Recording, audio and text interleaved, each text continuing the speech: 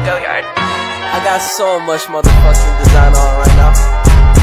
Break it down, bring it back, make it clap. I got 3 old thoughts, new guap, where that thing. Bitches on my line, and you know they come straight. Hold up, what it not, 45, scope it cash like, whoa. How you fucking with these hoes up?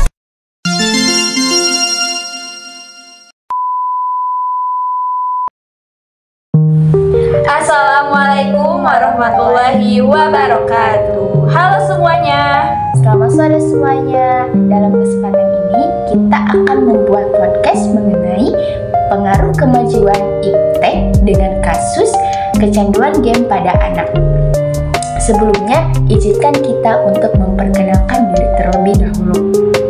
Nama saya Laila Nurul Huda dengan NIM C2286206012 dari Universitas Muhammadiyah Tasikmalaya, mengambil jurusan PGSD.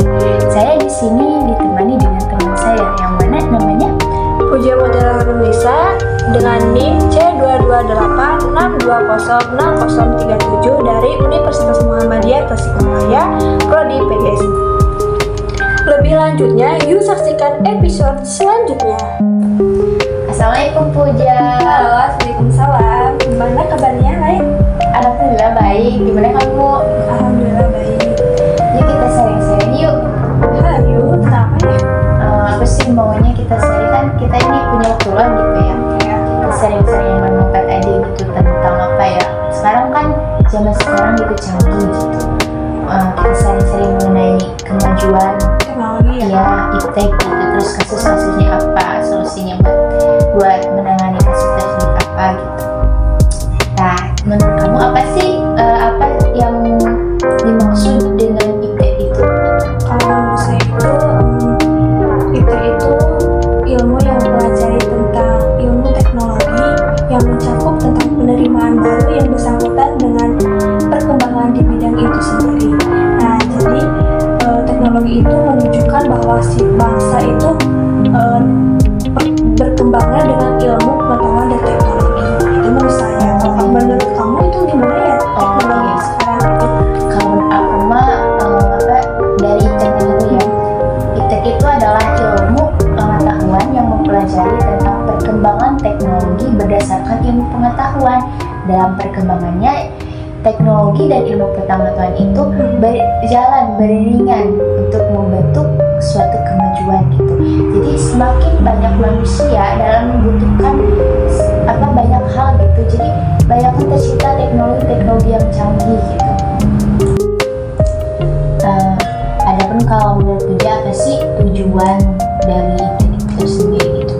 Menurut saya tujuannya itu agar kita bisa mendapatkan solusi untuk sebuah masalah yang terjadi pada saat ini. Nah, dengan tujuan tersebut kita dapat mengetahui ilmu pengetahuan dan teknologi dengan beriringan masing-masing untuk membantu untuk sebuah kemajuan. Kalau menurut Laila itu seperti apa sih tujuannya gitu? Baik, kalau menurut aku mah adanya iptek itu tujuannya lebih ke manfaatnya gitu ya. Salah satunya yaitu mempermudah manusia dalam mendapatkan berbagai hal gitu. Terus mempermudah manusia dalam menyelesaikan masalah, terus mempermudah untuk mengoptimalisasikan bisnis, terus untuk memajukan kehidupan manusia gitu. Bagaimana sih yang dirasakan Laila sekarang dalam hal positifnya sebagai mahasiswa gitu? Adanya kemajuan teknologi gitu. Jadi kalau menurut saya kan sekarang kita jadi mahasiswa gitu, yang dirasakan oleh saya adanya kemajuan teknologi itu membantu mencari sumber referensi. Kita contohnya untuk mencari suatu materi itu lebih mudah gitu mengaksesnya. Terus adanya kemajuan teknologi juga kita dapat mengeksplorkan diri di media sosial kita, contohnya di IG atau TikTok ya. Terus yang selanjutnya kita bisa komunikasi dengan orang yang berjarak jauh gitu. Kan dulu mah menggunakan media surat menyurat gitu ya. Dulu mah sekarang mah kita bisa dari jarak jauh juga kita bisa mendengarkan suaranya, terus bisa melihat wajahnya gitu. Kan dulu mah tidak ya, dulu mah cuma surat menyurat aja gitu. Terus kan zaman sekarang mah ya kita bisa belajar dari jarak jauh gitu. Contohnya dengan menggunakan aplikasi Zoom atau Google Meet gitu. Ketika ada kendala kita tidak bisa bertemu di kelas dengan tatap muka belajar, tapi dengan adanya kemajuan teknologi kita bisa tetap belajar gitu.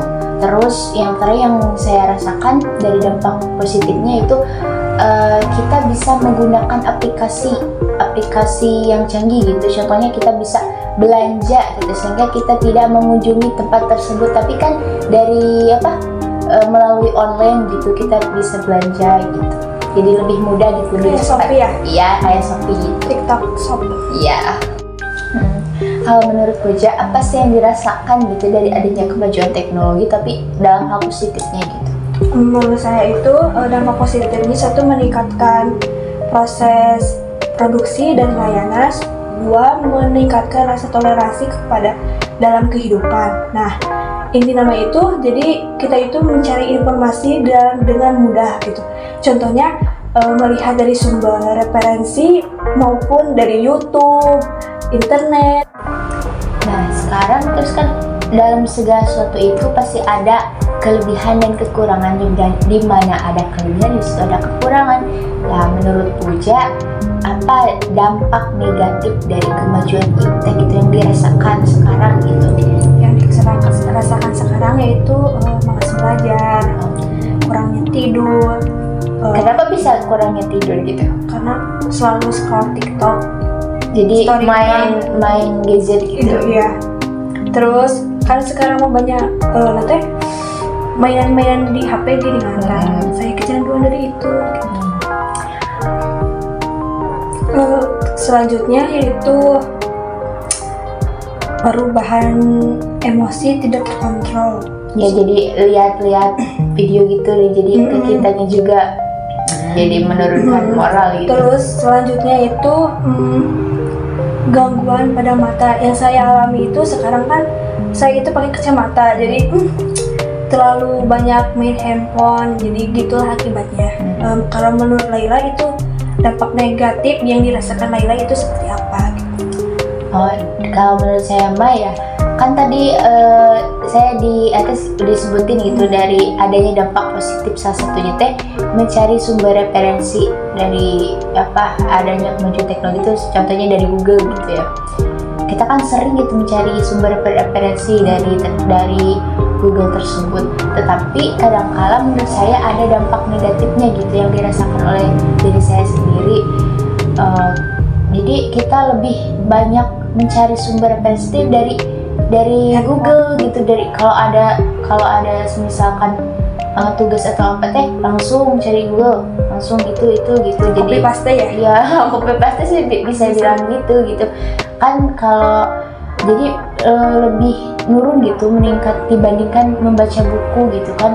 Kita kan harusnya mah harus lebih, sebagai mahasiswa itu harus banyak membaca gitu. Memang sih bisa gitu, di HP juga bisa membaca buku kan. Sekarang lebih canggih ya, kita bisa mendapatkan buku dari beberapa web gitu. Tapi kan kita kebanyakan gitu ya, kalau ada pertanyaan itu Google langsung kan gitu. Jadi gak tingkat membaca kita jadi kurang gitu, menurun ya. Terus ya dari kualitas belajar kita, menurut saya sih, bukan menurut saya, jadi lebih menurun. Hampir sama ada.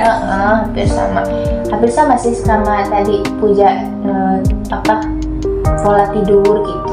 Dan kan kalau kita udah kecanduan main HP gitu, main TikTok, jadi scroll TikTok kejelas gitu, jadi kan makan HP, gitu.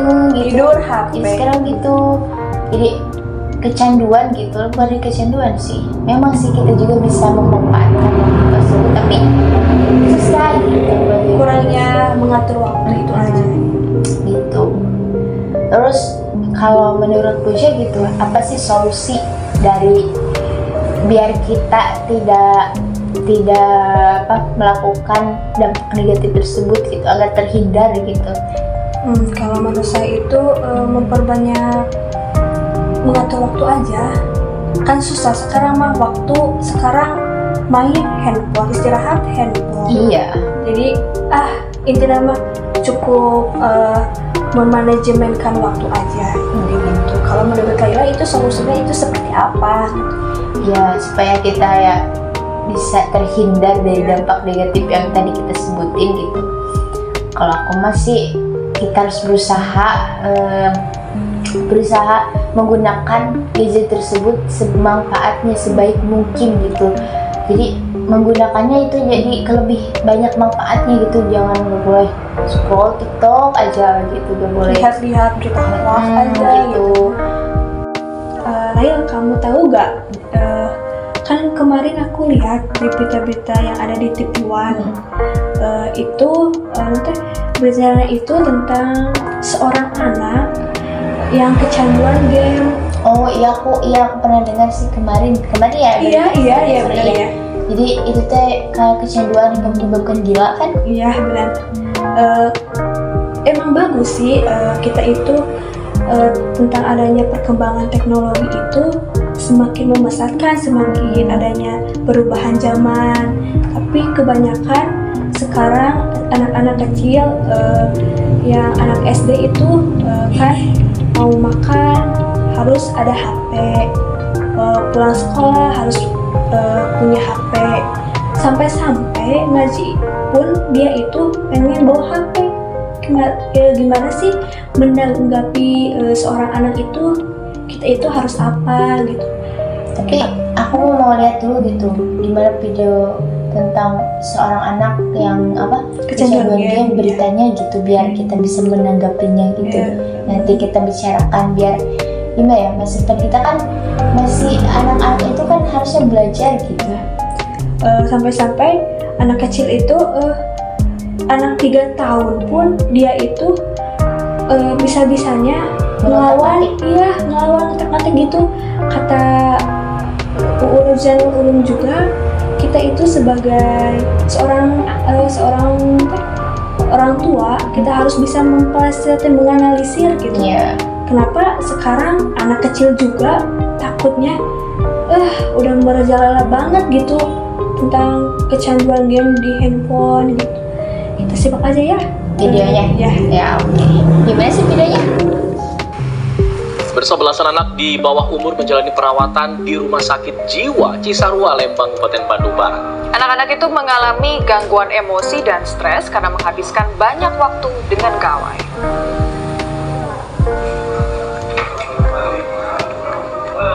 Rumah Sakit Jiwa Cisarua, Lembang, Kabupaten Bandung Barat dalam 2 bulan terakhir merawat belasan anak yang kecanduan gawai.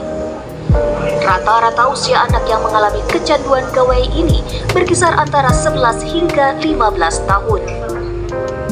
Anak-anak yang telah kecanduan ini menghabiskan hampir semua waktunya bermain gawai dan game online sehingga kerap mengurung diri, tidak berinteraksi sosial baik dengan keluarga di rumah maupun teman-teman sebayanya. Emosi mereka pun menjadi tidak stabil.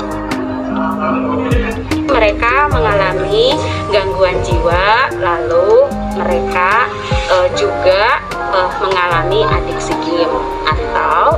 game kemudian mereka mengalami gangguan jiwa. Nah itu kalau 2021 2 bulan saja sudah ada 5 orang yang gitu ya, jadi videonya gitu. Memang sih merasa sangat prihatin banget gitu ya sekarang lihat berita kayak gitu. Menurut Beca apa sih tanggapan gitu dari tontonan video tersebut gitu, adanya berita tersebut gitu? Kalau menanggapi itu emang sulit sih, soalnya saya itu merasakan jauh dari kata dari handphone itu.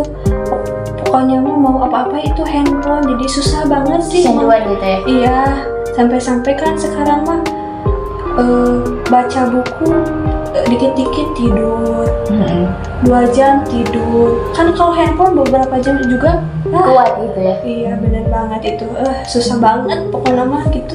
Apalagi anak kecil gitu ya, kalau udah suka teh ya udah suka gitu kan, karakter anak kecil mah mudah lebih suka teh udah suka gitu. Itu aja itu terus ya. Jadi sih emang itu juga kan membawa pengaruh besar, dampak positif besar gitu kepada kehidupan kita manusia gitu, tapi ada dampak negatifnya ya. Salah satu contohnya kasus tersebut gitu. Emang sih itu memang anak tersebut umurnya kurang jadi suka itu terus saya suka, jadi tidak bisa mengatur waktu aja, sampai-sampai dia itu beli kuota aja sampai per bulan sampai 2 juta kan ya. Kalau kan misalkan gak dibeliin, marah-marah itu penyebab dari kecanduan tersebut, seorang anak tersebut bisa akan terganggu gitu.